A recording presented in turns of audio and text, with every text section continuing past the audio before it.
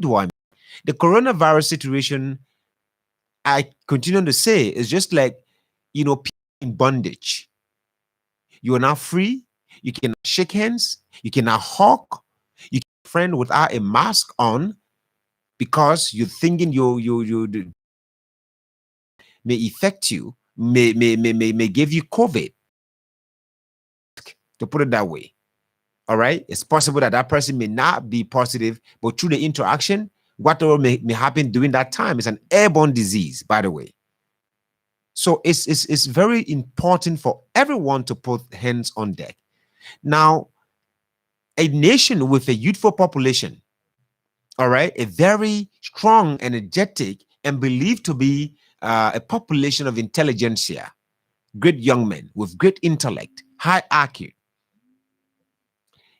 This should not be a nation where someone will remind you of what to do at a given time, because we consider that this nation has a very huge population, and very huge in essence, that 60% of the population is dominated by young people, and most of the young people are believed to be educated. So when situations like these occur in a country, the elders expect nothing but cooperation, contribution from the young people. With their young energies, they can back the old ones to ensure that they combat whatever thing. That's why when you're recruiting for the army, you recruit young people, strong men, not just young, but even if you are, aging, if you are of certain age, maybe 40, 50, you should still be strong. I'm not too sure they're recruiting 50-year-olds in the army right now, right? Or maybe the police. The reason why you look for energetic people is because they are the warriors of the country. Everyone becomes a warrior at a given time. At this time, we are all warriors against the COVID-19 through our contributions to whatever thing we can do to ensure that we help the government. We help our country, not the government. We're not working for the government. We're working for ourselves. We're working to save our lives. So what do I mean? Why am I giving all these bases? Maybe someone is feeling guilty right now. If you are, please be guilty. And your guilt should be for a just reason. Because sometimes guilt do not bring regret. Some people don't regret. They feel guilty, but they don't show remorse for their action, and therefore they go back doing the same thing. But if you feel guilty sincerely, be remorseful and correct the mistakes you're making now, as we all are fighting this coronavirus. The health minister spoke and responded to the United States CDC, Center for Disease Control. Remember, it did a report that Liberia was at level 4. Level 4 in a fight against the COVID virus, the coronavirus, by the way. It is a dangerous level. It's like you've reached the red zone. Usually when you're traveling, you see even the lights, the street lights. So red means what? Stop. So you reach level 4. As COVID is raging, if you're at level 4, it means your country is at a very terrible risk. Therefore, the United States CDC advised its citizens, or United States citizens, to consider traveling to Liberia, take serious precautionary measures, such as you should be able to take your 2 doses of vaccine. But even with that, it still follow with another statement that even though you may have taken your 2 doses of vaccine, but you could still be at risk and still get the virus in Liberia, or even spread the virus. So this information, it's been nothing about a day or 2 now since this information been out. The health minister just responded, saying that it was immature or premature on the part of the United States CDC to have reported like that, but that noting that the health ministry is in conversation with the US CDC regarding the report, that the report was premature. Liberia is still at level 1. If you must take Liberia at level 1, or Liberia was at level 1, currently the health minister herself did not explain. She left us, in a state of dilemma, that without explaining to us what level we are on right now. But she said we were at level 1. So if for any reason we will step up a little bit It should not be strictly level 4, but in between, in providing information, now you should be able to provide us the information. At what level are we? Or is it not the health ministry's, it is not in the purview of the health ministry to determine what level we're on? Or it does not have the sophistication to tell us at what level the country is at now. I mean, so the US CDC says Liberia is at level 4, and you come to disagree with that particular information. It means you have the information on hand to give us at what level are we now. So we're at level 1, and the US CDC says we are at level 4, which is putting us at a very high risk level, that Liberia is at a high risk as far as COVID-19 is concerned. Every time the US or any country advises its citizens against traveling to a particular destination, it is not just citizens of that country will benefit from that particular information. Citizens from other countries too. You cannot say because it is not me the person is talking about, and someone is saying to someone right in your presence that that path leads to danger. If you are using that path to go to anywhere, you're going to be meeting with bad guys that are going to attack you and take your belongings. The bad guys are not there for a specific person. The information has been provided. Road is a no-go zone. Like maybe some of you watch movies, wrong turn. So if you get to that particular path, you will not get in there, or because it's not just specific people that are being affected. So you're not, as a nation, now you say, no, we're not in the red zone.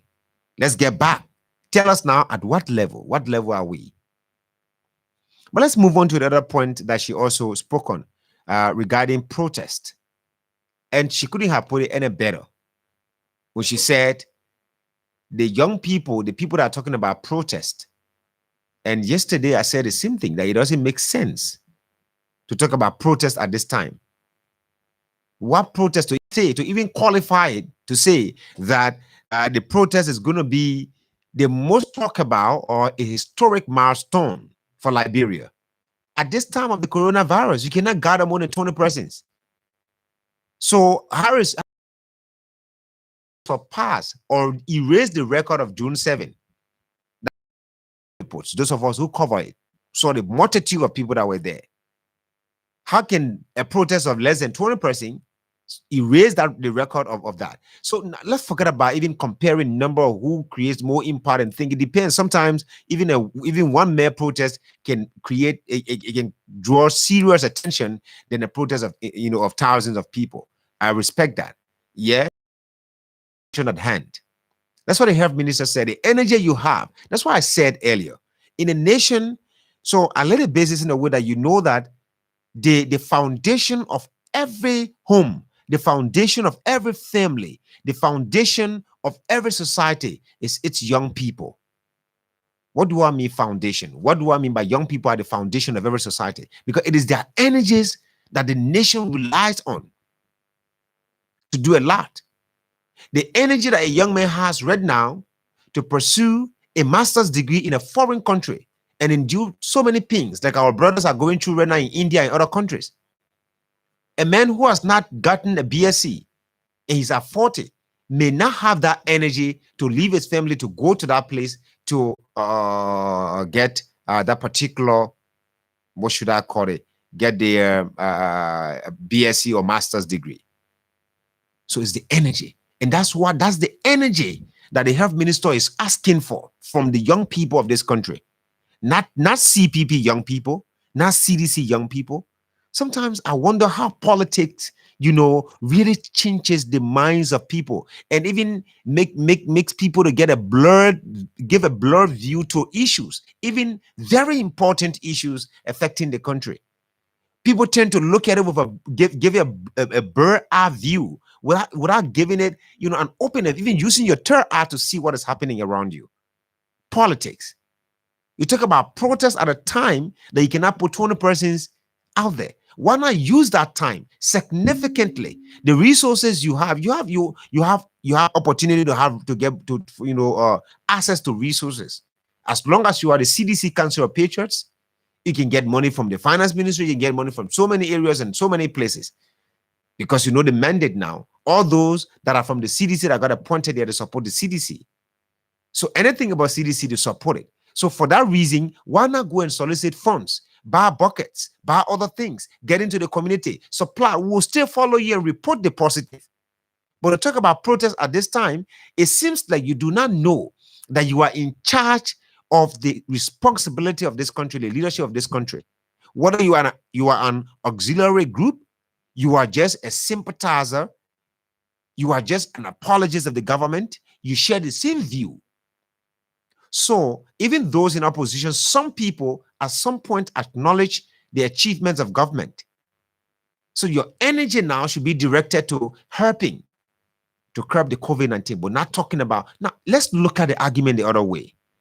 You talk about more than 100 lawmakers receiving a certain amount. You want to go after one person. Your attack against that person, that man, Darius DeLong may just come up with ideas that, listen, this is an attack.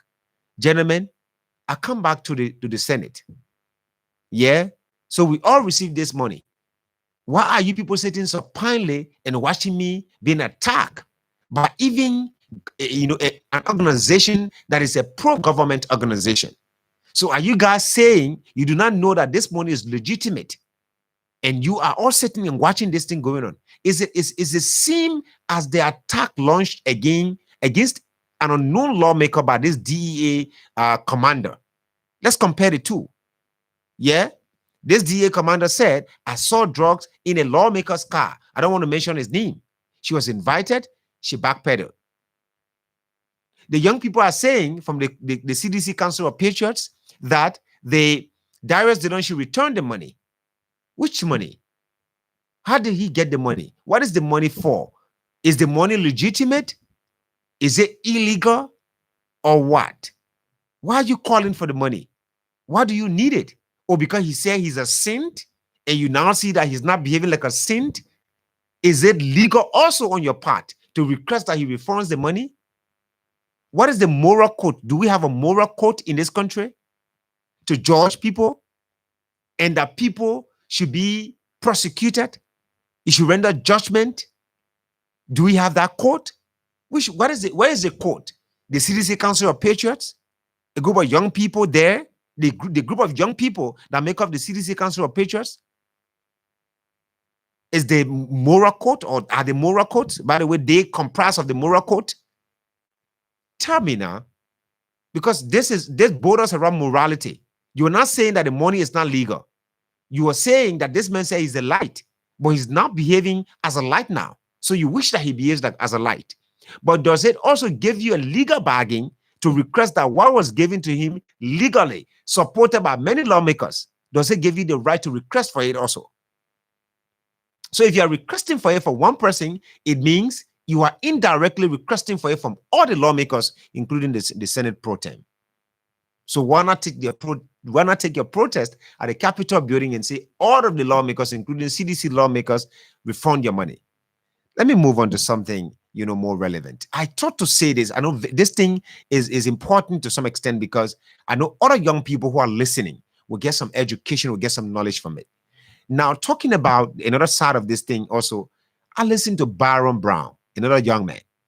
Byron Brown said it's going to be a counter protest if the CDC Council of Patriots, tries to engage Darius DeLong at the airport. There's going to be a counter protest. There's going to be a bloodbath. We're talking about bloodbath at this time. Young people, are we watching our words properly as we speak, as we address national issues?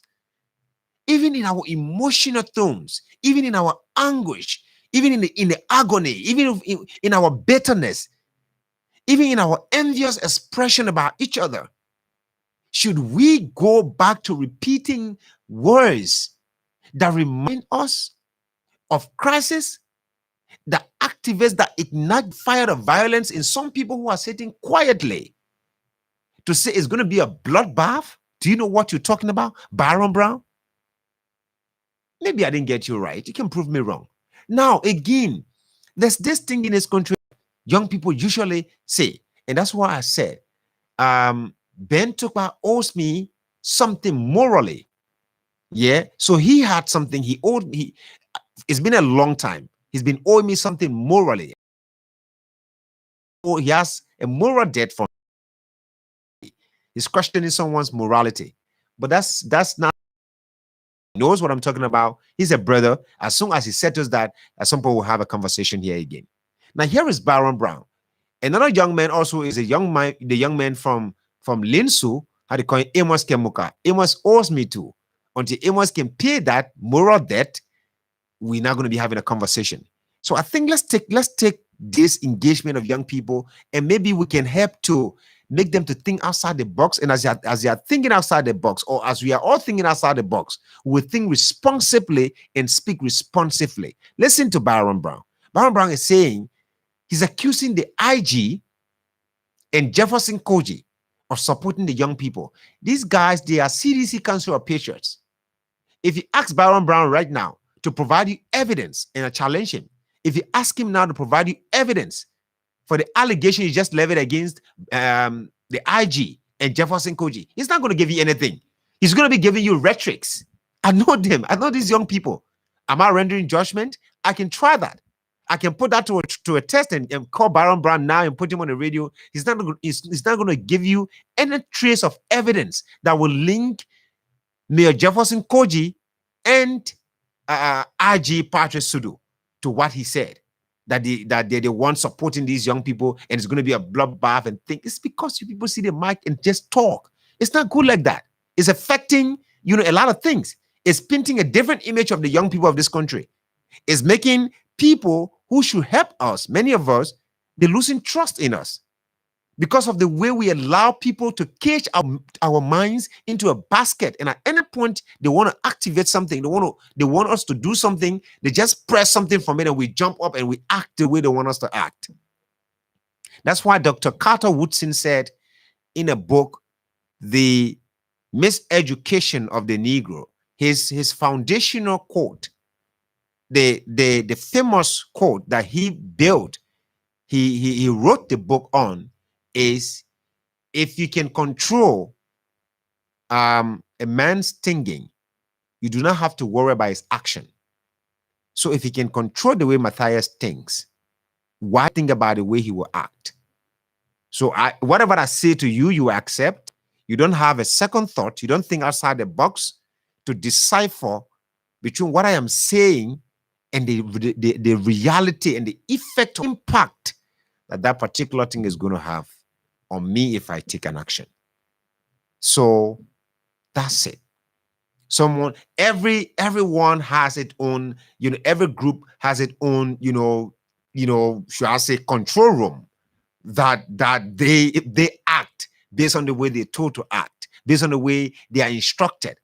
None of the groups, the two groups I talk about, CDC, Council of Patriots, and the CPP Solidarity Brigade. Look at the names that we're talking about. Brigade and I love my country. But let me give you something very, very interesting. So President George here is in France, and I would like to read his particular press release. It's a bit long, but I would like to read it. After reading this press release, I'm going to play you a song. Some of you will not like it, but some will like it. For those of you who will like it, regardless of the fact that you believe in President George here or not, if you're calling, tell me you like it. Be sincere. Well, maybe just say something. Well, Matthias, I don't like President Weah, but I think I love this song. The young guy is good, and so on, right? Let's do that. But let me first read you this press release. France will give tangible support to your government to improve the lives of Liberians. Macron assures we are doing bilateral meeting at Elysee Palace, Paris, France. The President of the Republic, His Excellency, Dr. George Manuel Weah, has expressed profound gratitude to the government and people of France for the country's continued support to Liberia's development drive, especially in the areas of capacity building, infrastructure development, and sports. The Liberian leader made the remarks during the special bilateral meeting with French President Emmanuel Macron at the Elysee Palace in Paris on Thursday, July 1, 2021. President Weah also expressed appreciation for President Macron's gracious support towards Liberia's engagements with the International Monetary Fund, IMF, and the World Bank, which he said has greatly contributed to the improved fiscal and monetary policy implementation and efficiency the country now experiences. He informed his French counterpart that his administration continues to work in close collaboration with these international financial institutions, which sometimes require the formulation of difficult policies such as the salary harmonization policy. Indeed, this is a difficult policy, I must say. Salary harmonization is the first of its kind, most especially in this modern age, for someone to talk about salary reduction or harmonization, which is interpreted in so many ways. He continued, but he said the policies have been required to make the necessary corrective measures and structural adjustments for the good of the Liberian economy. President Weah, we hope that these adjustments will impact Liberians greatly. We continue with the statement. President Weah called for the continuation of the Franco-Liberia relationship, including the strengthening of collaboration between the French military and the armed forces of Liberia on the Malian peacekeeping mission. In this regard, he said, it is important to note that the Liberian contingent has now been tasked with providing base security for the Timbuktu outpost, and as such, more modern equipment and logistics are urgently needed. The Liberian leader enumerated the many other support the French government has Liberia in recent months, including funding for capacity development, sports, the resumption of flight by Air France, the construction of a new building for Alliance Francaise Institute, and the increase in activities by French businesses and non-governmental organizations, NGOs. Regarding ongoing efforts by the Liberian government to curb further spread of COVID, President Weah thanked President Macron and the government and people of France for generously providing a number of ventilators and several thousands of testing kits. He told his counterpart that Liberia would need millions of additional doses of COVID-19 vaccines to help fight the spread of the virus. For his part, President Emmanuel Macron, so this is the part you want to hear, right? Not that you didn't want to hear the president part, don't get me wrong, but this is the main response. It is a response from the other president, because the president practically, first of all, let me say, from what I just read about what President George Weah said, right? It's like a report and request where our army is currently in Mali, and the army has now been, charged or tasked with the responsibility to take the front role in providing peace in that area.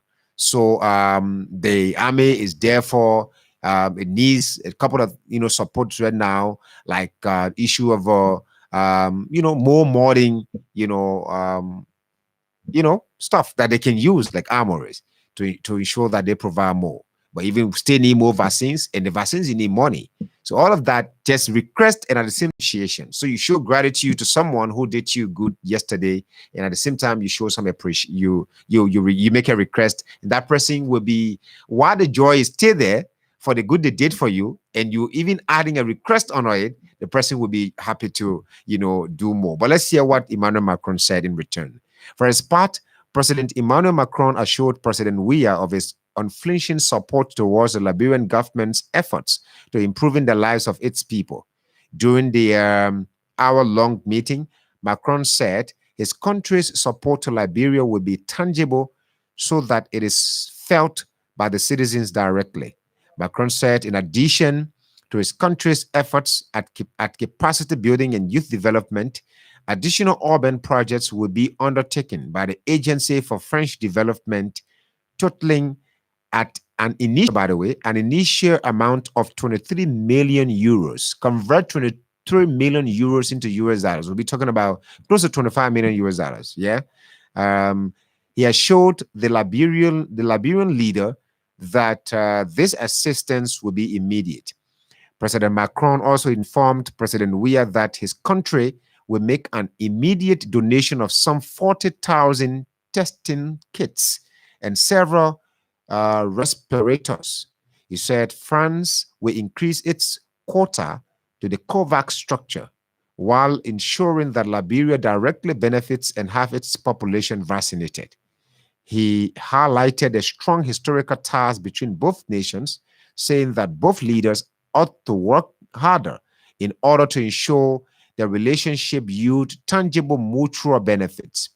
The talks covered a wide range of issues, including French support to the armed forces of Liberia. This is a summary now of this statement. In order to enhance its ability to perform its service in Mali, the French president also promised more logistical support and training for the AFL and further cooperation in the area of information exchange. The discussions also covered the issue of piracy in the Gulf of Guinea and the need for both nations to cooperate in order to halt the menace. This is a very terrible threat. It's almost like a terroristic threat. Piracy. Pirates. Do you know how many of you have watched some movies? I know Julius have watched a lot of movies about pirates, the pre-birthday man, where you talk about pirates, Somali, the pirates from Somalia. Have you watched that movie? Yeah. So just to conclude quickly on the statement and bring you the song and open the lines to hear from you, says the French government promised more equipment and training for the Liberian Coast Guards, which is going to be able to combat piracy. The French Navy will study the option of having its frigates participate in the fight against piracy in order to ensure that vital maritime commerce is carried out unhindered. So even transaction by sea sometimes can be more proactive than proactive, and to some extent, yeah. What should I say? The transaction by sea, yes, it's also helpful. It helps a lot because the ships that we all use that come into the country, they use our sea and the waters, they come to dock on our airport, our seaports. So they bring a lot of things. But there is threats of piracy around our territorial areas. Is going to affect the flow of investors into the country through the sea, by the way. Conclusively, as our brothers will put it, Foreign Minister D. Maxwell Kemayan, Defense Minister Daniel Ziankan, and Maritime Commissioner Lane Eugene Nangbe formed part of the discussions, which were followed by a closed-door tete-a-tete between the two leaders. Well, this statement was signed by Presidential Press Secretary Isaac Sulokiagbe. Isaac too still owes me something. When he comes back, he needs to tell me clearly, in which we are also conducting our investigation, how many persons actually travel with the president. But President George, while you were there, I don't know, but someone is listening right now. A number of your ministers are listening. Maybe if you're interested in a song, you can request for it. I can send it to your phone and you listen to it. It's a very good one. I like this young guy. He goes by the name Star Express, and he calls the song Bar Rogina. We play the song, we come back, we'll open the lines to hear from you. You're listening to Straight from the Heart on Sky 107.1. Money,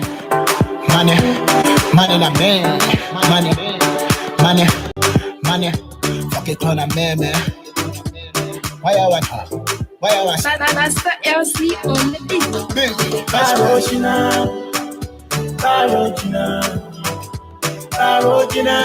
fuck it on a Barogina. Fuck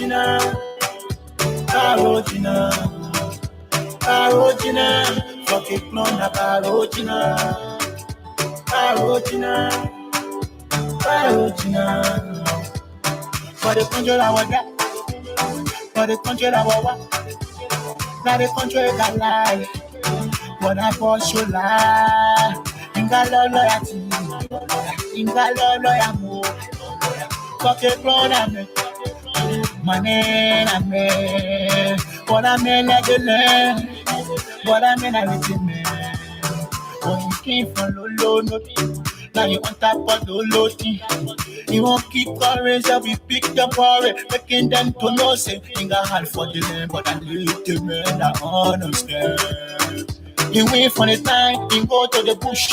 Find girl I know say the ball going push. They roll our daddy, they roll our fall, and they roll our feet, but I'm happy on peace.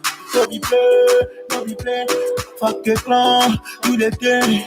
When the men are for play, the children are going to school now. They got free ride. What been do it? But my papa now got that job, and my papa now start taking pay from the pot.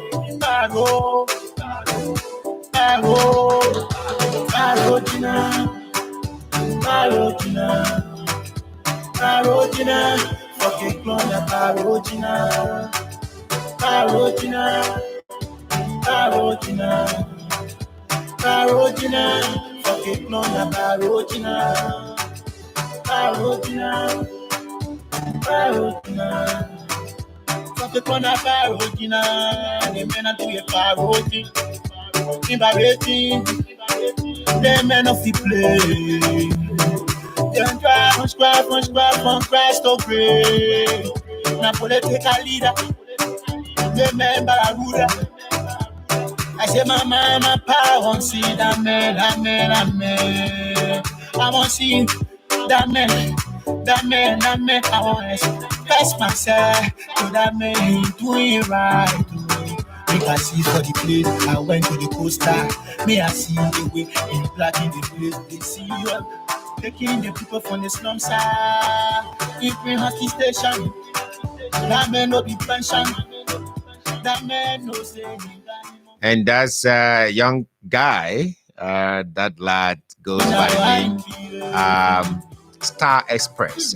Like President Georgia, who reported to Emmanuel Macron about some of the contributions that the French government have made to Liberia, and later on he made some requests. The young man too is also appreciating him for making sure that his father, who didn't have a job, now has a job at a free port and is now earning something for the family. At the same time, he's appreciating him for some roles that he is seeing being paved under this administration. He's appreciating him at the same time for lights provided in some areas of the country. So in a request now, he said he wants to come across, he wants to see this man, he wants to express himself, how he feels about him, and his mother and father cannot wait to sit with the president. That's music, and the president loves music. I'm very sure when he gets to hear that, he will certainly love the young guy. But unfortunately for me this morning, I couldn't start with the sad news, because we've had too many sad news lately. I know many of you will be thinking, how come Matthias didn't about this great woman, the former GAC boss is reported dead. Madam Yusida Gay has been confirmed dead of Auditor General, by the way. She died on Thursday, and according to the FPA has not been able to confirm the cause of death, but she became Liberia's first female Auditor General, confirmed by the Senate on February 14, 2014, and sworn to 7-year tenure on March 2014. As Auditor of the Republic of Liberia, Madam Gay was responsible for supporting the legislature in promoting accountability. Of course, that's the role of the GAC. But the real news here is that she's reported dead. The cause of death is yet to be known, but this is a sad news, very sad news. Let's hear from you now. Call us in the numbers 0777 107 0777 107 0777 107 0777 221 223 are the numbers you can call us on to participate on the program this morning. But there's something else I also want to squeeze in while your calls. Good morning. Morning, Natalia. Good morning, sir.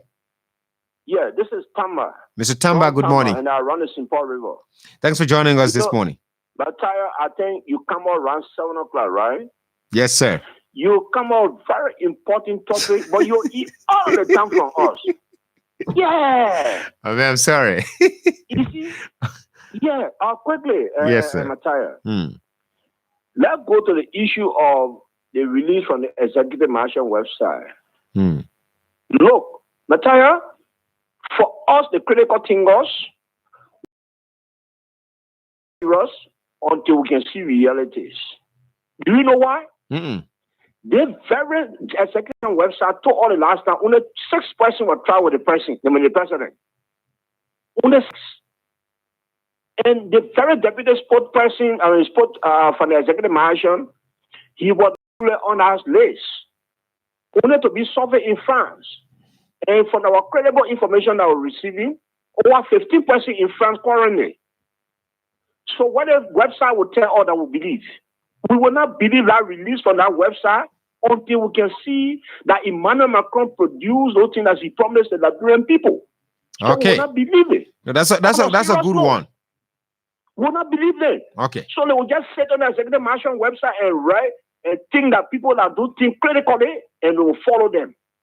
This is unfair to the Liberian people. So look at to change this attitude. But the man is doing his job. Why do you want to blame Soro Kagbe? No, in the essence of communication as a press person, if you try with the engagements, the things that your boss, the engagements your report. So it is not Soro Kagbe's responsibility to ensure that these things. Government's responsibility to keep engaging the government of France. It should be real. You can write, but it should be real. All right? This brother told the last time when the 6 person were traveling. Okay, I get that. And refused to name those people. When they follow guys who suffer in France, using the taxpayer money, they sit right over there, right? Telling us that the French president, about to get this, get that. How will we believe those kind of things? Okay, Mr. Tamba. Thank you so much. You didn't comment on the protest issue. But let's move on to this other person. Call us on the numbers 0777 777 Good morning. Good morning. Good morning, sir. Let's hear you. Mr. Lenny, thank you very much this morning. Thanks for joining me. I'm telling you from the Oscar call one. Let's hear you, Mr. Kemuka. Thank you very much. It is the third thing that the health minister said.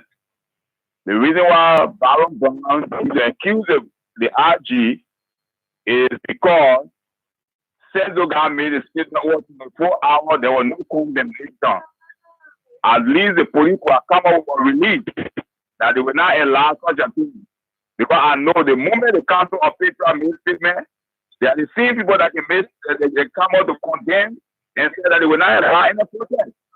Why is it when CDC, COP, according to them, or made such a statement and get quiet? So Mr. Baron Brown is saying in a nutshell that these are people helping him, being behind those guys to bring confusion. And we are saying we don't want any problem. We are fighting an invisible enemy who will sit down and think about it. Any attempt to go and embarrass the senator, we are going to with the president. You will not come out of that airport until they are out to the Okay. Thank you so much. Let's move on to this other person. Good morning. Good morning. Call us on the numbers 0777 777 0777 221 223 are the numbers you can call us on to participate in the program this morning. You're listening to Straight from the Heart on Sky 17.1. Let's hear from this person. Good morning. Good morning. Let's hear you. All right. So, the issues are there. We've highlighted a number of issues, and I'm really sorry, John Tam, right? About that, a number of things were highlighted, and the time usually would take to, sometimes I just really wish that we just, let's hear from this person. Good morning. Good morning, Madam. Good morning, sir. Let's hear you. Thank you. Let me appreciate you so highly for your discussions. I'm Jackson Pingba, and I'm phoning from the Ralphie Highway. If what have been written on the Executive Mansion website is anything to go by, thanks be to the Almighty God and also the President for that laudable adventure. I hope that what the Executive Mansion have written, that through the President of France, our country will receive it, and our people will be the beneficiaries of those items or donations from the French government, more especially at the difficult times in our country. Okay. I will not politicize at the junction. We will wait so that our hope can be realized. The government of Liberia received our thing. To conclude on the matter of the, I appreciate the show so much, more especially the talking points, the educative and informative information to provide to the Liberian people. But I'm appealing to you that a certain information You should not even waste your time on to discuss, because you know why? Some of the topics in my mind to promote maximum stupidity.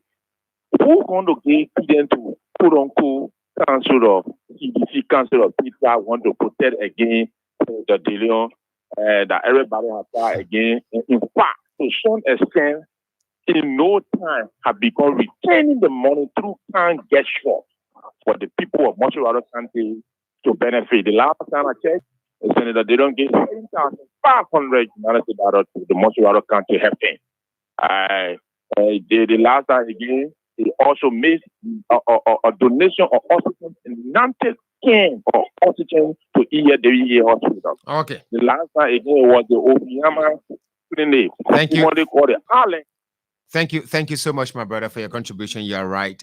You're right also, talking about certain issues should not be giving attention. But of course, you say certain issue. So when we give you attention to certain issues, that means we have rated those issues, particularly because of their significance to the discussion at the time. Given the health situation we have now, no one would think about a protest. Let's now join the Voice of America for 5 minutes of news. Hours a day, you can do so by pointing your web browser to voanews.com. Until next time, I'm Steve Miller in Washington. Be well, be safe, and have a great day.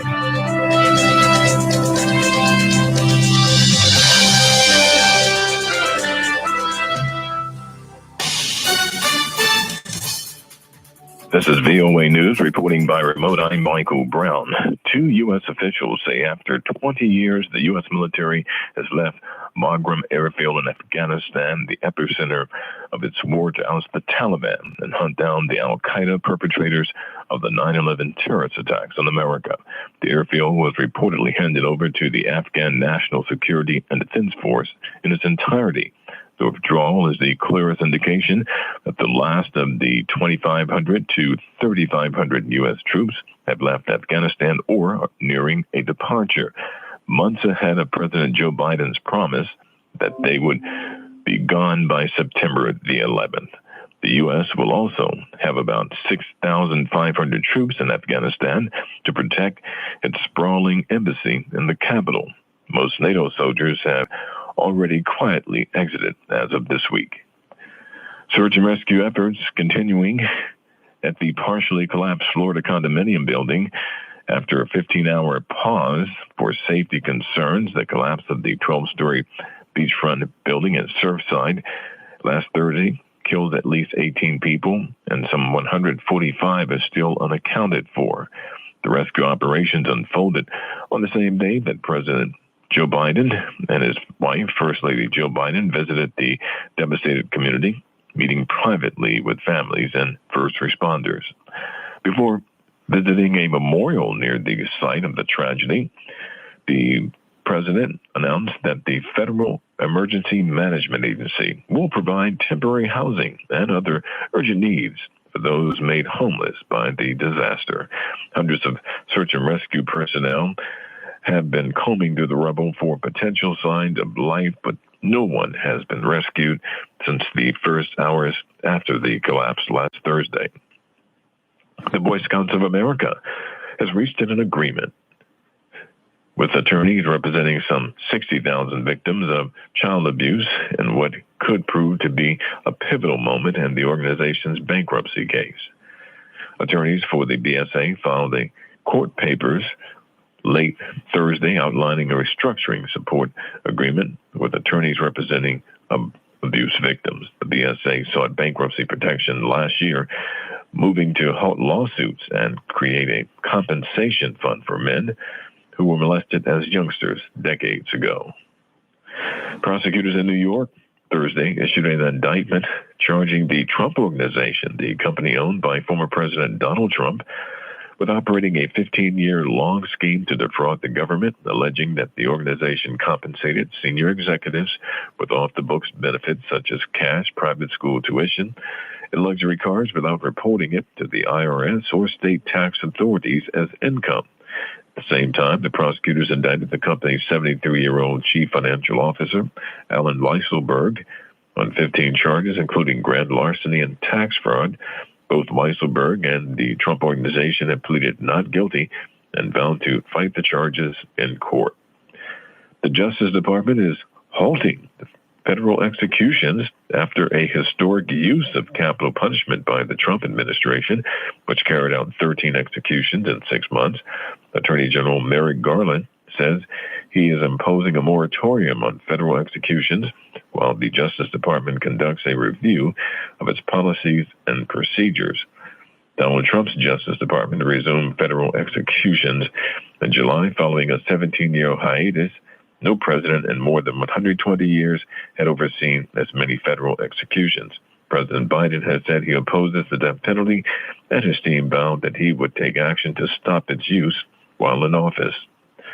House Speaker Nancy Pelosi naming Republican Representative Liz Cheney and 7 Democrats to a new select committee to investigate the violent January 6th insurrection at the Capitol. The leader of the committee, Mississippi Democrat Benny Thompson, said, "We have to get to the bottom of finding out all the things that went wrong on January the 6th. Minority Leader Kevin McCarthy threatened to strip Republicans of committee assignments if they accepted an appointment to this committee. Liz Cheney, the representative on the panel, has directly blamed former President Trump for the riot. For more news, join us, voanews.com. I'm Michael Brown, VOA News.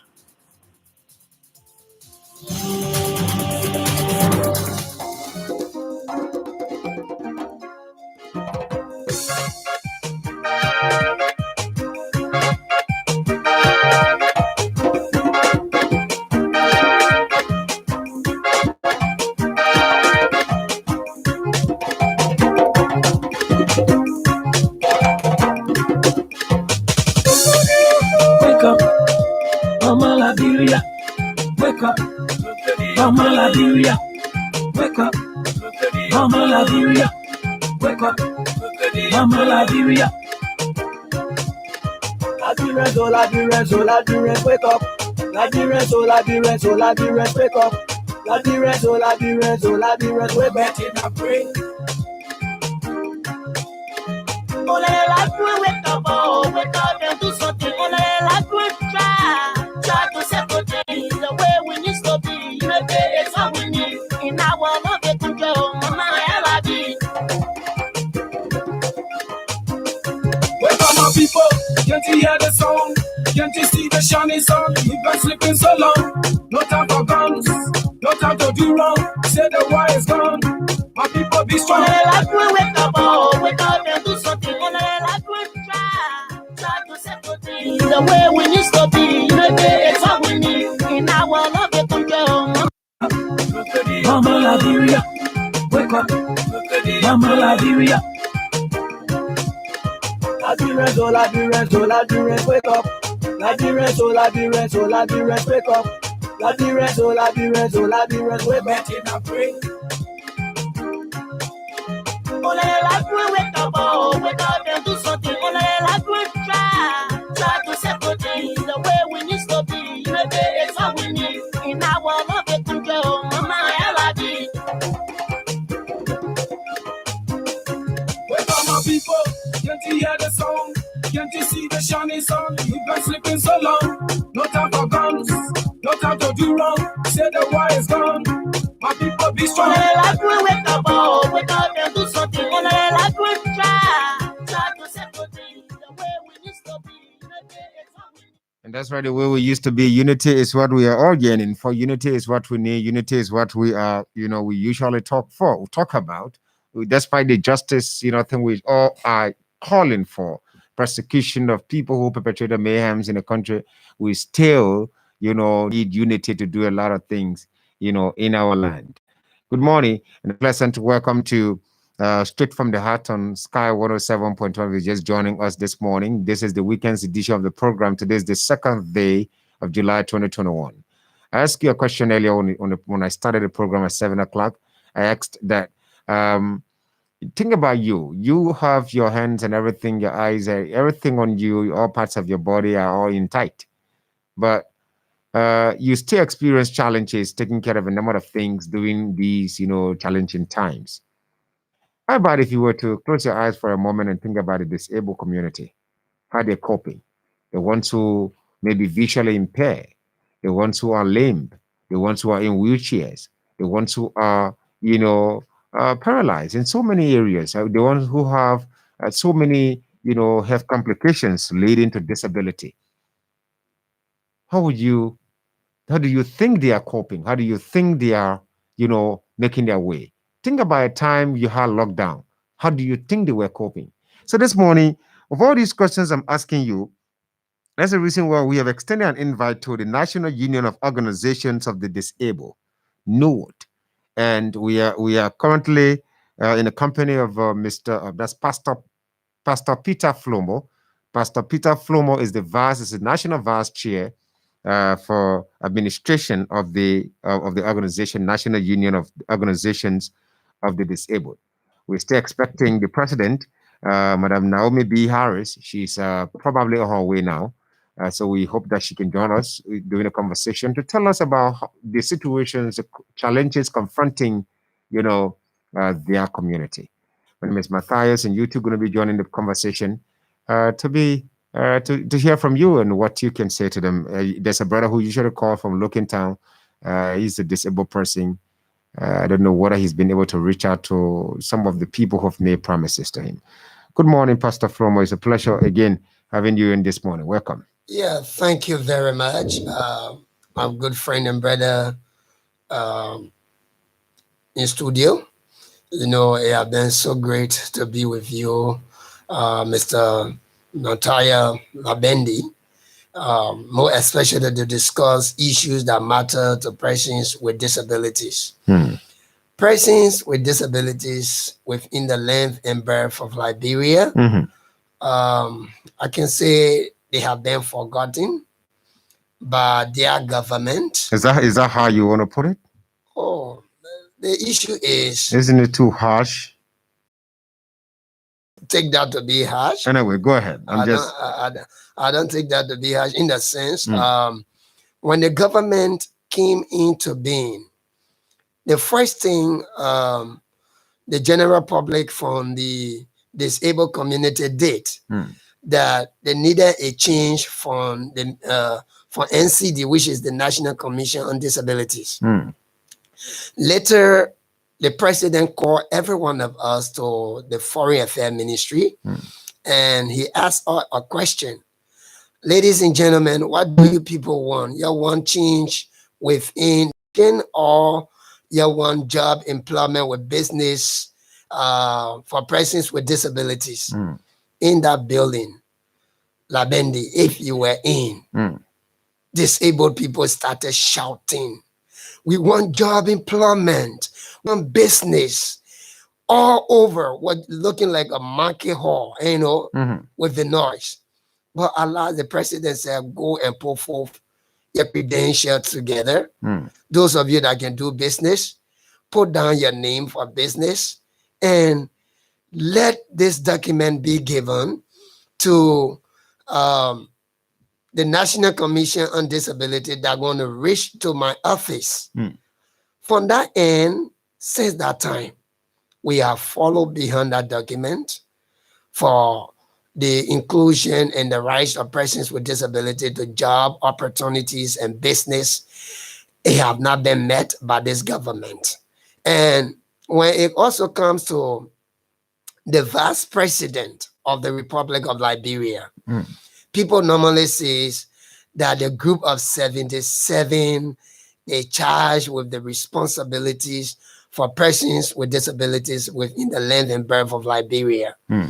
But in the year 1977, the main purpose of the group of 77 is to meet out the needs of persons with disability when it comes to charity. And from 1977, we go look, 1976, we had the first institution for the blind, which is the School for the Blind. From the School for the Blind, you go look, other institutions started opening. And from that end, the institution came around 26. And the group of 77 was in that 26. And they came around and said, no, this time around, instead of the group just being going from, it started with one group, which is group of 77. And currently we having like multiple groups. We need mother body to govern us. Yeah. And in that, they decided to come together. Today, the union was established. The group of 77 was part of the formation of the union. Likewise, Christian Association of the Blind, which is, you normally hear about Biancota. And the United Blind Association of Liberia and others. They're part of the formation of the union. But from the time was in power, he used to do well in a sense. He used to go around the commission and ask, what is the harm? What is happening? What can we do together? You mean former Vice President Joseph Yuma Bawka engaging with the group of 72nd than the current Vice President? What can we do together? Pastor Flomo? Yeah. What you're saying? The former Vice President was more engaging with the group of 72nd than the current Vice President. Not just group of 77. He was engaging with the disabled community. Yeah, because when you're discussing the disabled community, you are reflecting to the National Union of Organizations of the Disabled. That is the platform that represents all persons with disability on the civil society platform. Likewise, from the governmental angle, the National Commission on Disabilities represent the government. But when it comes to charity, people will always say, go to the group of 77. Go to the group of 77. In line with the president, I think I told you about what took place there. Right after the Foreign Affairs meeting, the vice president, the excellent City Hall, asking them, you work together. You put forth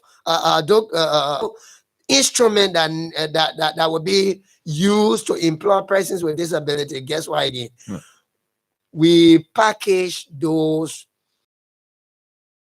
and place it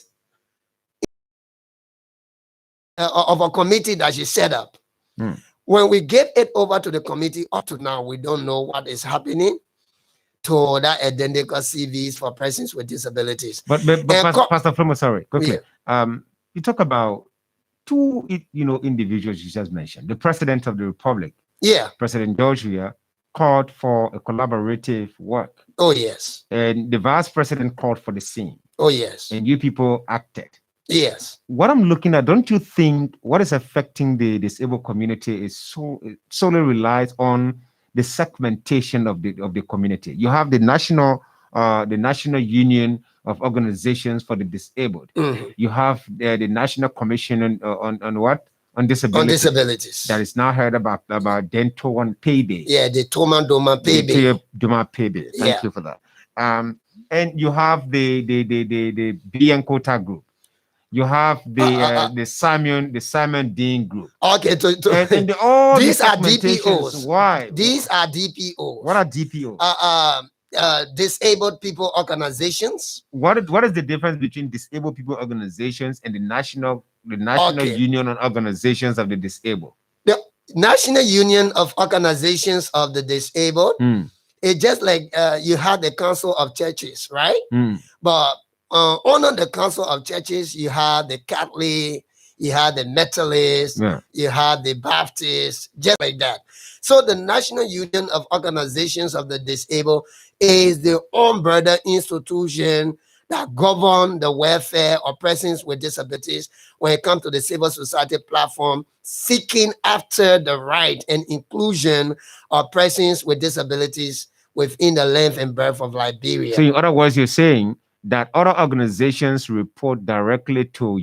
Oh, yes. By reporting, what do you expect to get to hear from other organizations, that the Group of 77, the Biancota group, the Simon Dean group, and other disabled organizations? When it comes to Biancota group, he's highly influential and he's highly strong He also helped to give out some guidelines when it comes to giving out the messages of advocacy for the well-being of persons with disabilities within Liberia.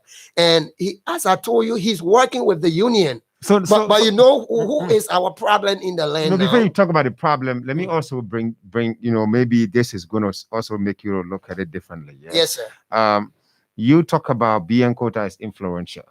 So the problem with the disabled community is not just him. It's not. No, other people are influential too, right? Mm. Making specific reference to him. Yeah. So the problem of the disabled community is not organizations. There are many organizations within the disabled community. Organization. That's not the problem. The problem is the policy. It's not advocacy. No, I mean ask my question then. The problem is not advocacy. It's not who the voices. You have the critical voices. Peter Promo is here. When you listen to Simon Ding, you get carried away. There are other people as well, great intellectuals in the disabled community. Don't you think your problem is leadership? That you have the wrong people, occupying positions like the National Union of Organizations of the Disabled. If you think this organization is the umbrella organization that should be reported to by BN quota, by other people and things, Simon Ding should report to this organization. Yeah. How powerful is the leadership over this organization to ensure that they can make BN quota to be subjected to it? That Simon Ding and other disabled heads of disabled organizations in the country. All right, thank you very much.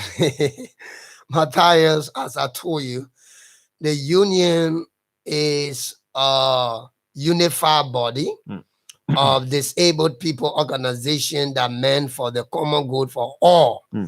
And this body normally go for election after every 4 years. Yeah. And this identical election, they elect like 7 executive members to steer the affairs. And these 7 executive members, they are highly influential when it comes to pushing the plight of persons with disabilities. And you may not believe this. It was because of the union, the National Commission on Disabilities was established. Yes. The National Union of Organizations of the Disabled came into being in 1995. And the National Commission on Disability was established in 2005. You get that?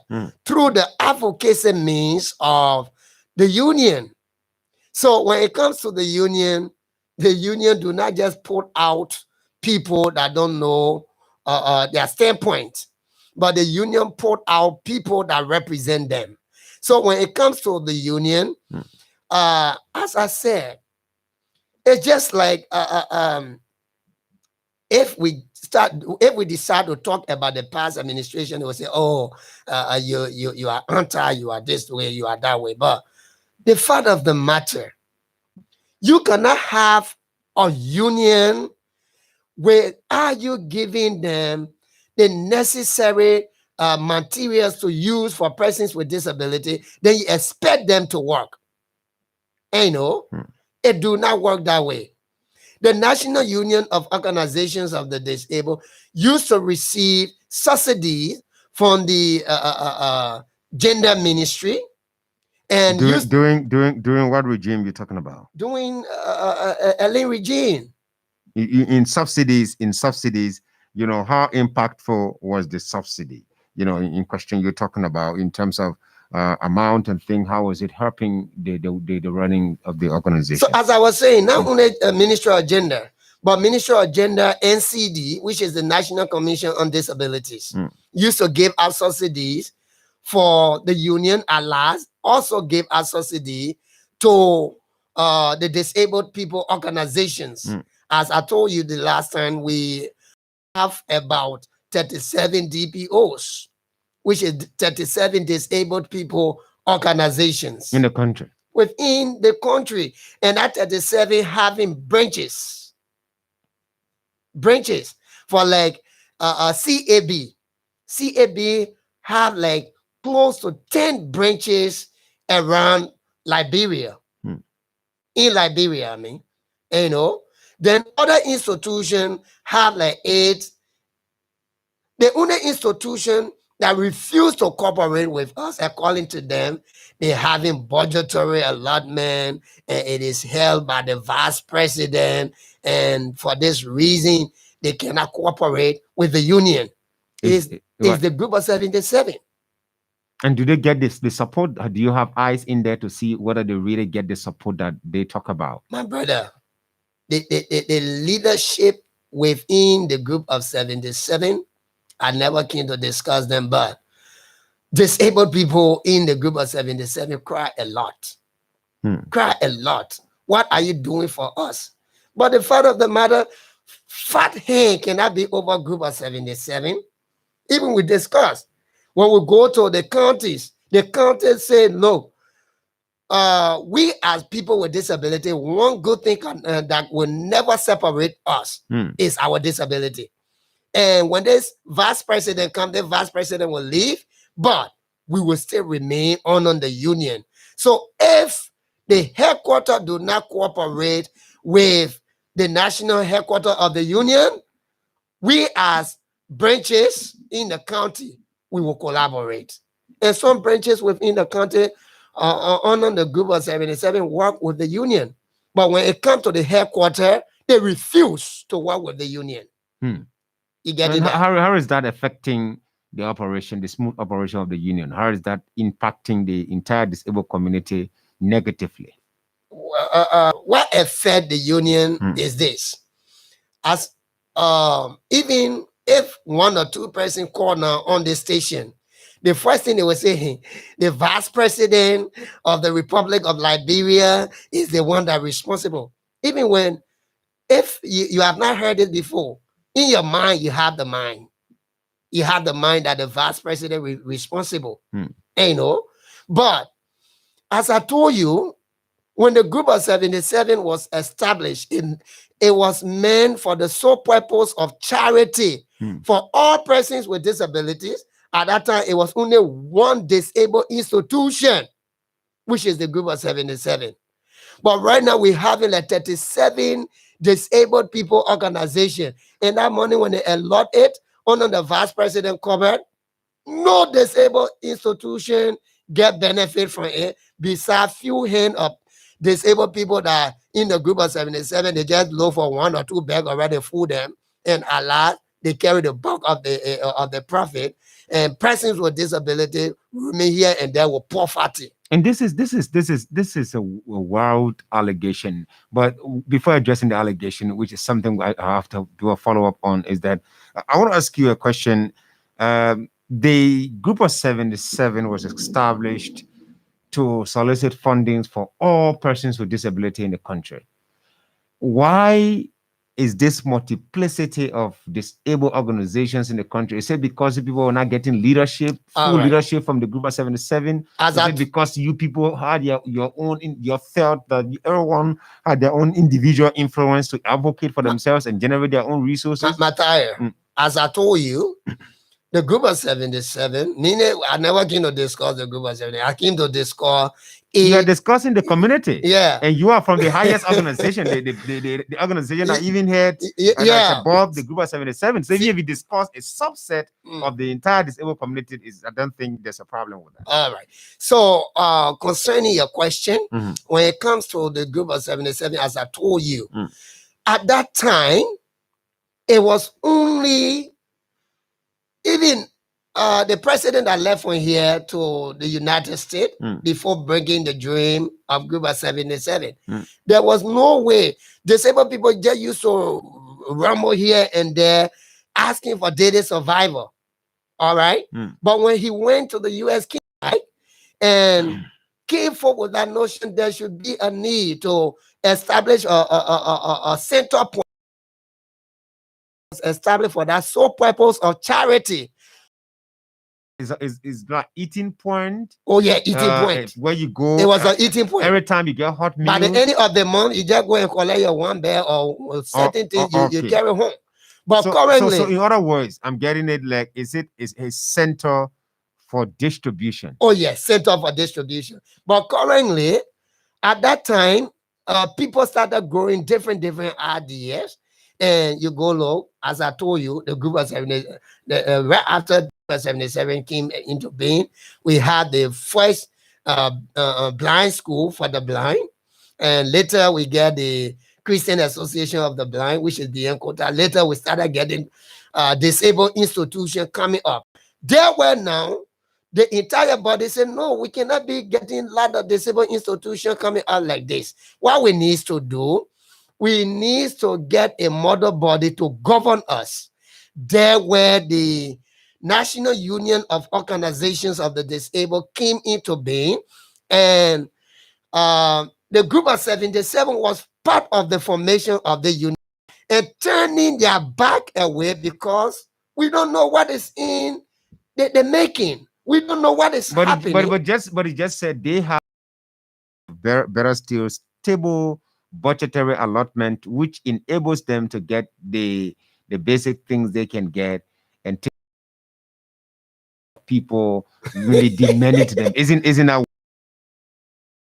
for me deducing from what you and I also saying that identical budgetary that go on in the president for the group of 77 is a lot, is too much. And how much is it? That money, what I'm saying, that money should be transferred to the National Commission on Disability for all persons with disabilities. But is it something that the law recognizes?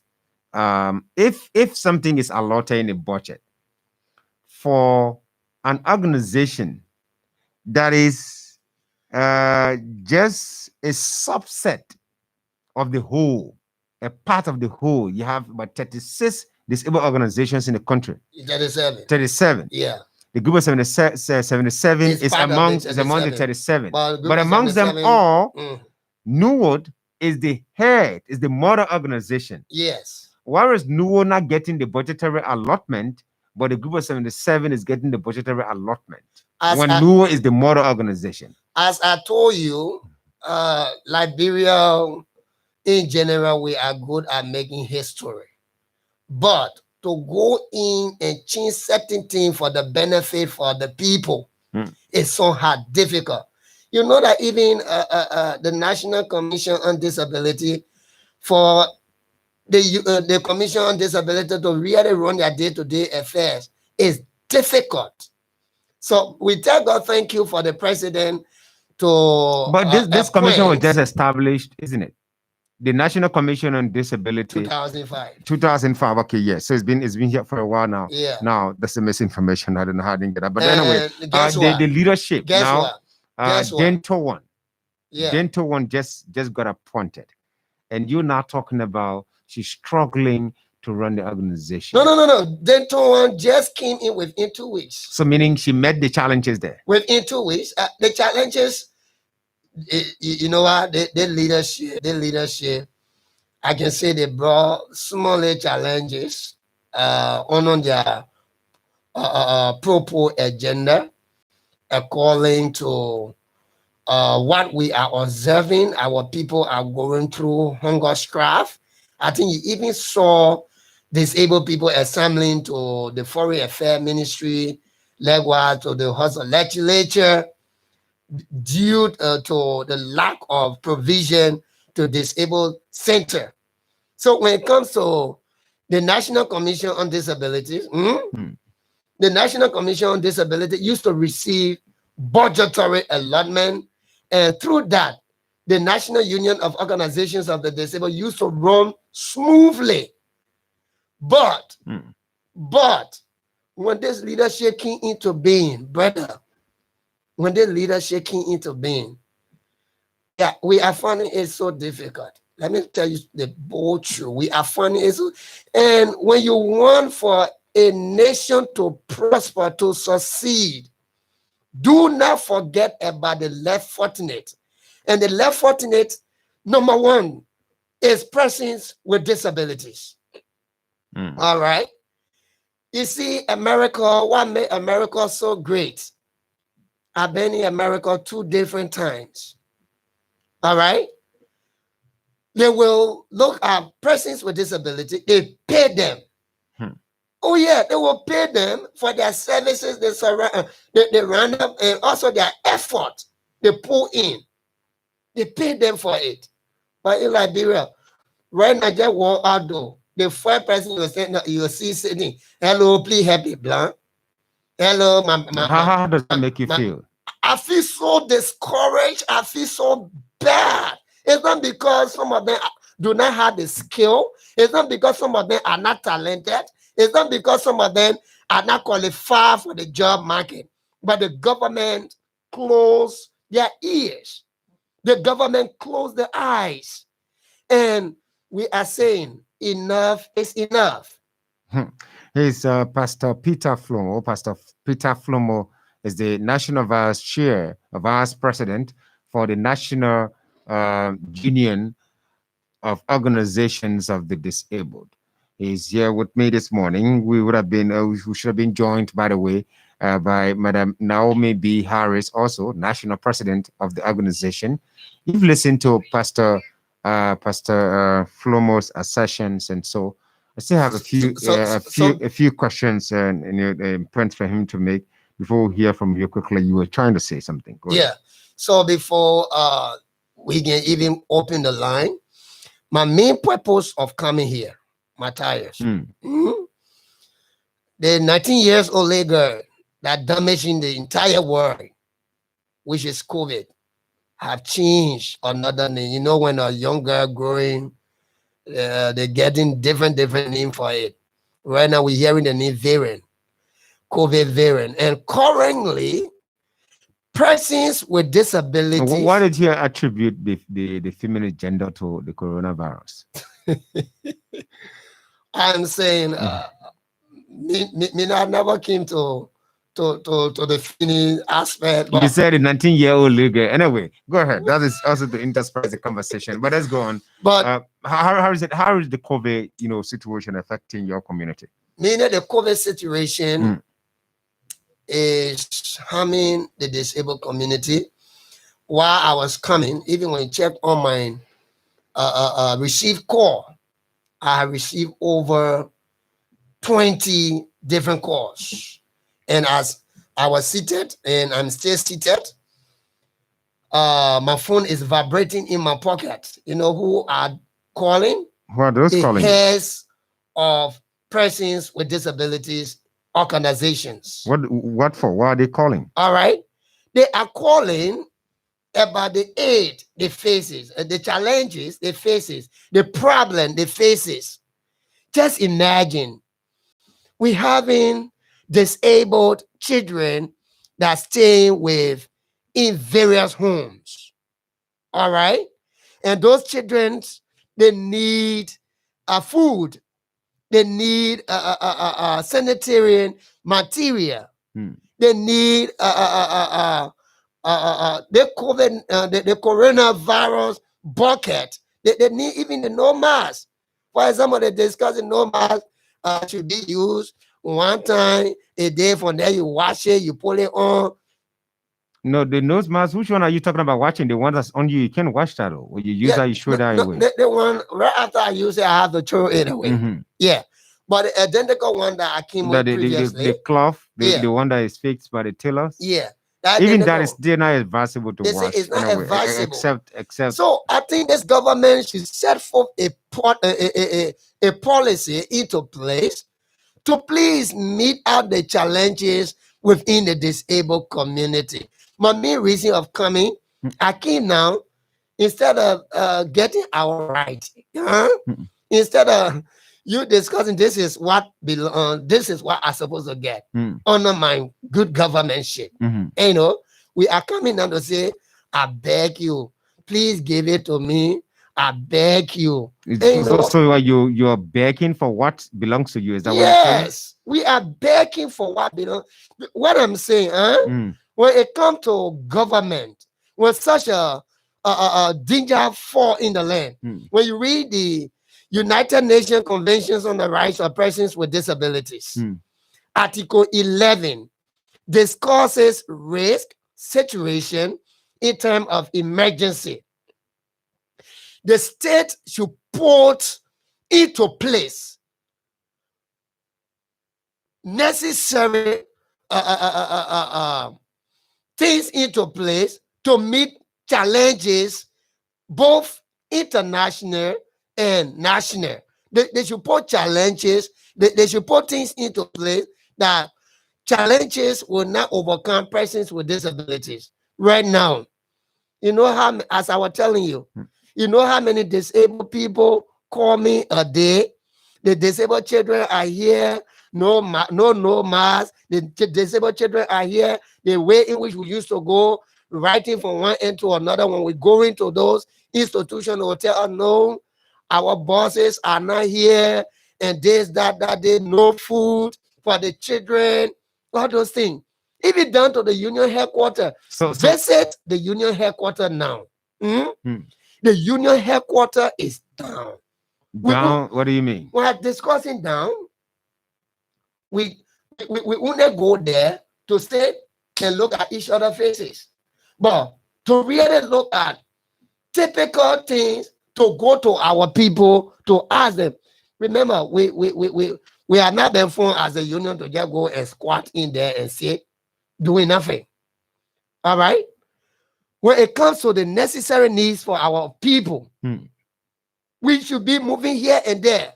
For example, the Ministry of Health, when such a danger fall in the land, the first people they should prioritize should be persons with disabilities. But when last the minister have ever come to the union headquarters, all right? Even when the COVID-19 came the first time, I did a communication to the minister's office. Since that time, what did you say to the minister in your communication? I asked her to provide all material to fight against the COVID. Okay, so how did you benefit? How did your community benefit from the stimulus package? The stimulus package, the disabled institution received, and they got their 2 bags. Each institution? Oh yes.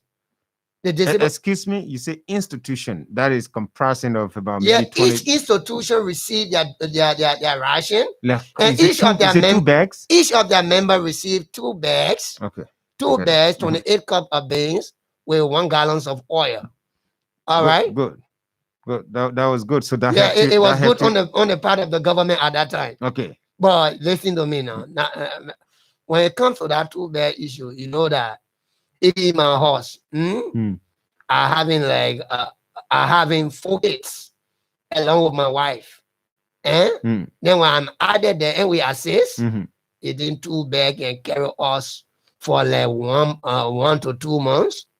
Like while other blind people having children more than that. So what you're saying, what I'm saying, government should be able to provide the needs of persons with disability on a monthly basis. Okay, that's the point I was just trying to make. On a monthly basis. Whether you need it regularly, right? It should be regular. It should be regular. Okay. And this thing should not be drawn around Group of 77. Oh, yeah, go to Group of 77 have no jurisdiction over the union when it comes to steering the affairs. But Pastor Flumbo, why not NUWOT takes prominence, stamps its authority to show that it is indeed a model organization? What should the government be directing more support to a group that is beneath you in terms of stature in the country? Listen, they think, we did a communication in the past that the National Union of Organizations of the Disabled should get on the budgetary allotment. And you go look, people in the House of Legislature, they promise, and we'll push it, we'll do this, we'll do that. And you go look, it never work out. It never work out. And people that we don't expect to be on a budget, they are on budget. They're receiving budgetary allotment. I'm not saying Group of 77 should not receive a budget, but that budget they are receiving, I believe, it's too high. It's too high. Okay. If it should be given, it should be given to the group of the National Union of Organizations of the Disabled for the benefit of all, or the National Commission on Disabilities for the benefit of all.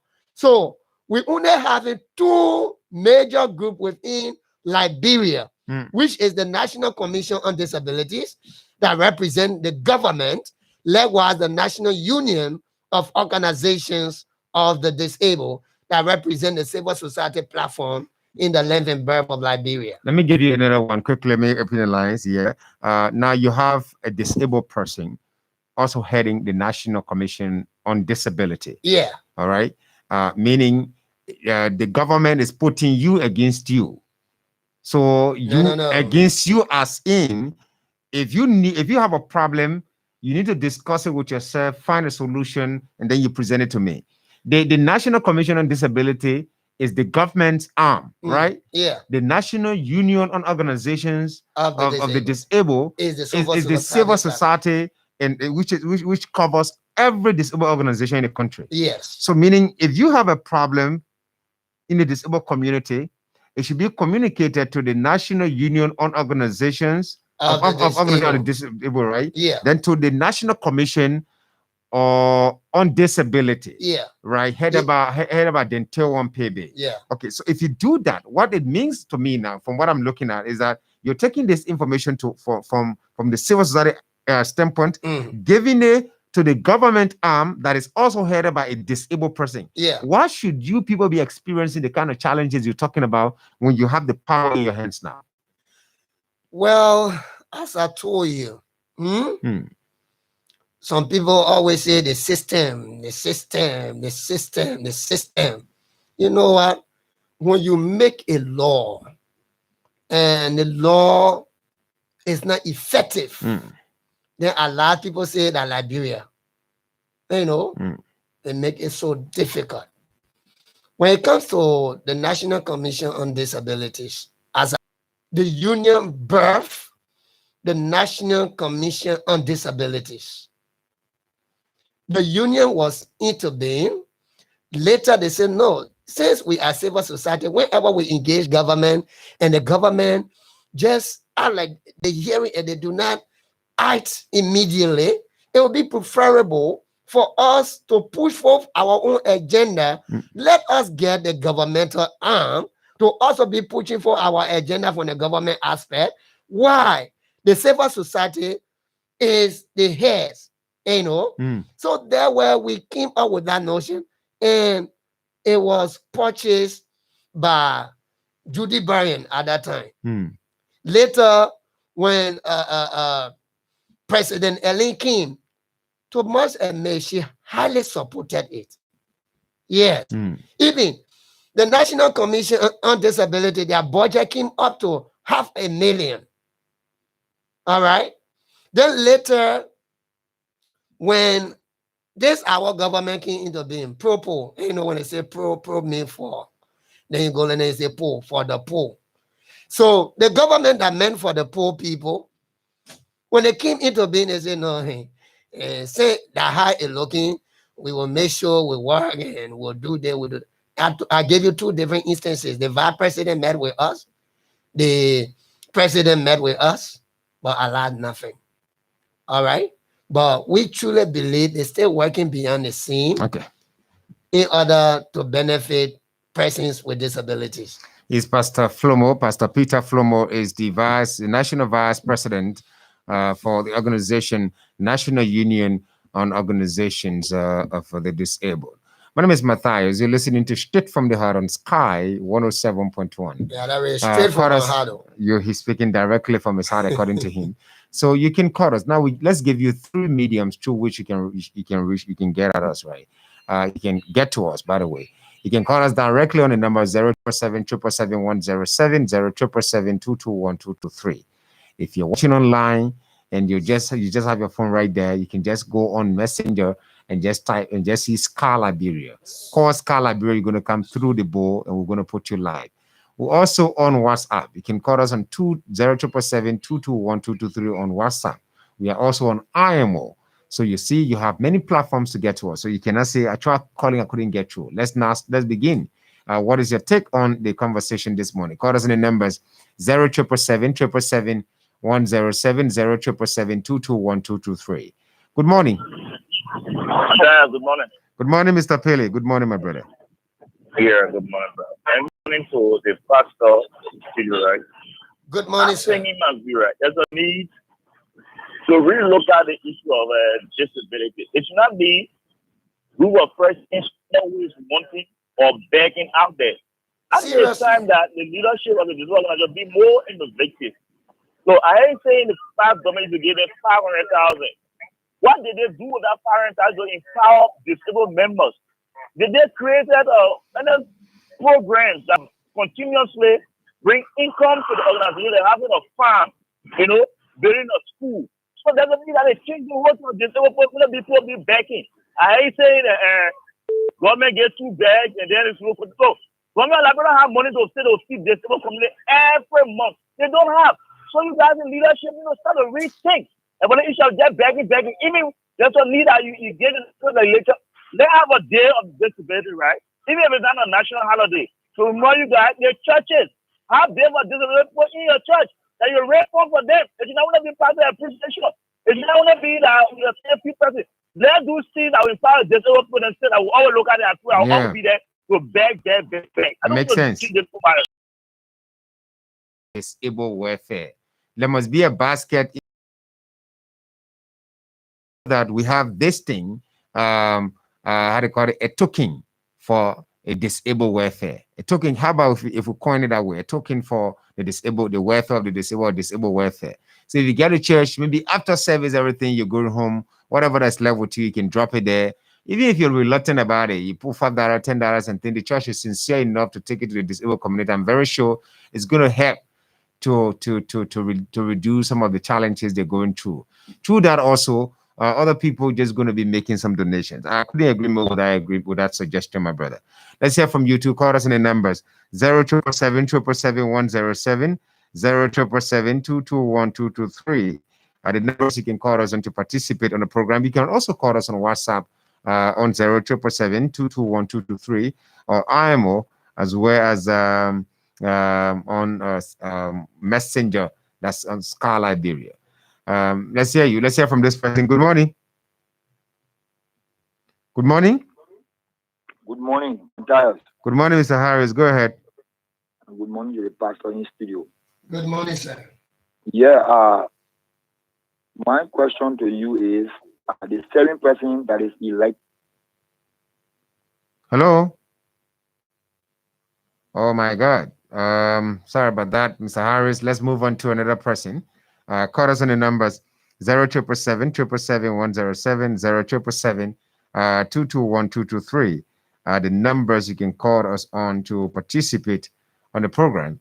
You're listening to Straight from the Heart on Sky 107.1. I'm here this morning with Pastor Peter Flomo. Pastor Peter Flomo is the National Vice President for the National Union on Organizations of Disabled. Let's hear from this person. Hello.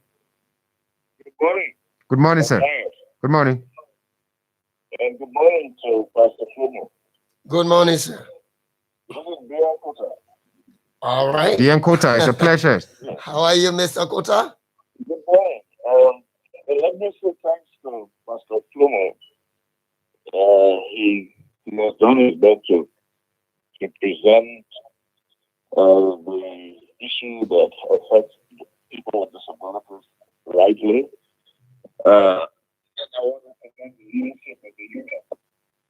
We subscribe as an organization of the blind to the leadership to the Union of the Disabled. We are a full member and we support the vision, the mission, the platform of the union. And we also work together to formulate the structure and petition the legislature of Liberia for the enactment of laws, including the act that established the National Commission on Disabilities, primarily as an entry point into the government. So the Commission on Disability becomes a medium through which disabled people or representatives of the disabled can sit even at the cabinet to present also influence the policy of the national government. I'm happy that the President George Weah has taken action, 2 weeks ago, to consider the appointment of one like us, Vito Ompebe, the Commission on Disabilities. I hope that she can bring the transformation.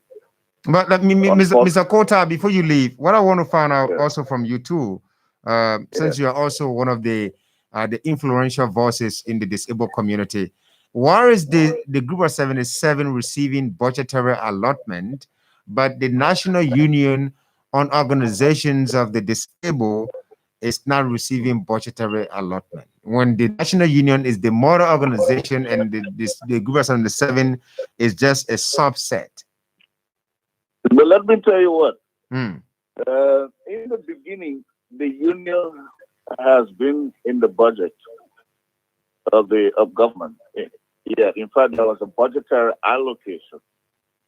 The decision was reached to remove the union from the budget by people with disabilities, leadership of persons with disabilities, to allow for the Commission on Disabilities to have all the finances, and perhaps maybe the Commission on Disability will have allowed a portion of the budget to go to the Commission for operational purposes, management, and others. Because you see, the Commission, the Union of the Disabled is the policy arm.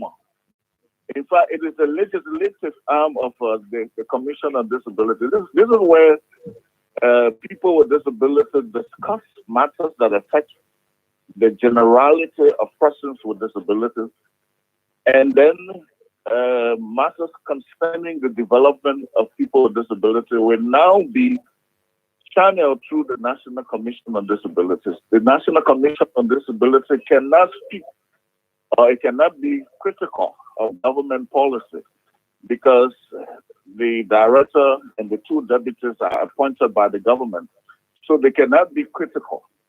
But the civil service, the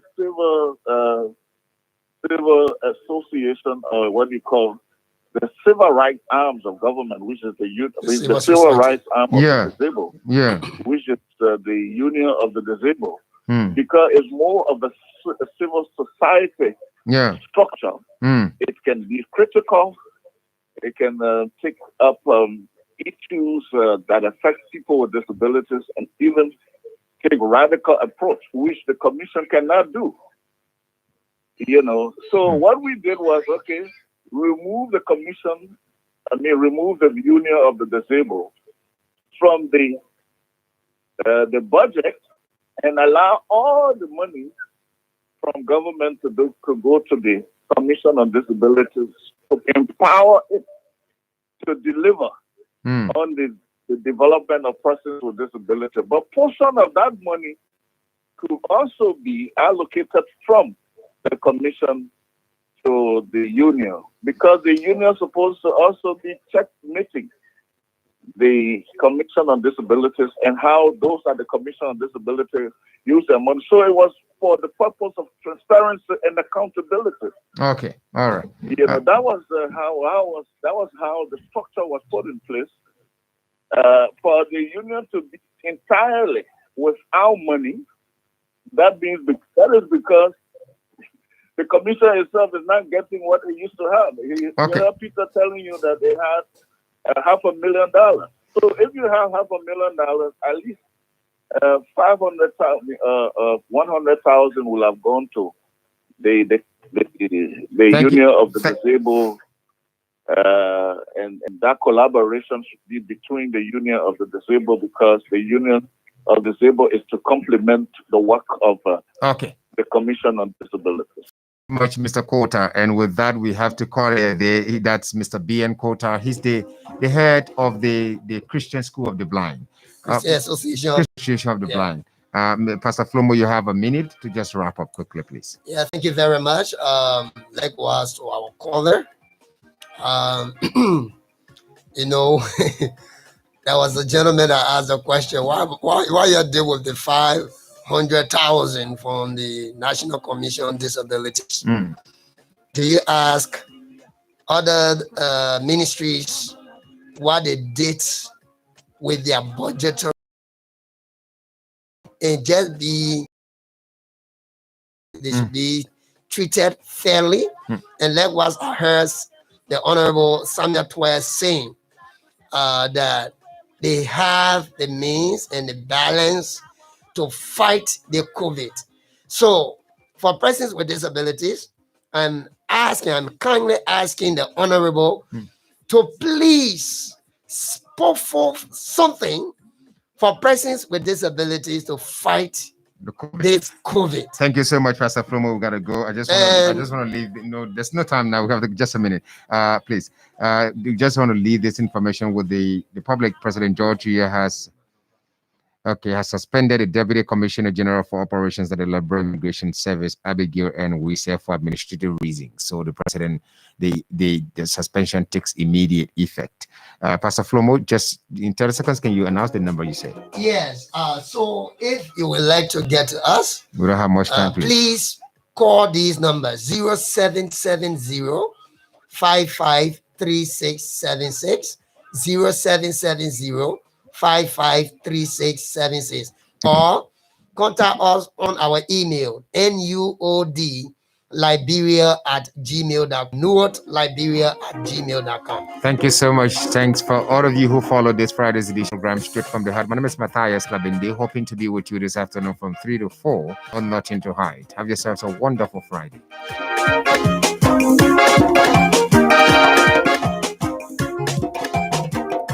Base north of Kabul will take place on Saturday. The vast Bagram complex was the hub of NATO operations in Afghanistan against the Taliban, Al-Qaeda, and other anti-government forces.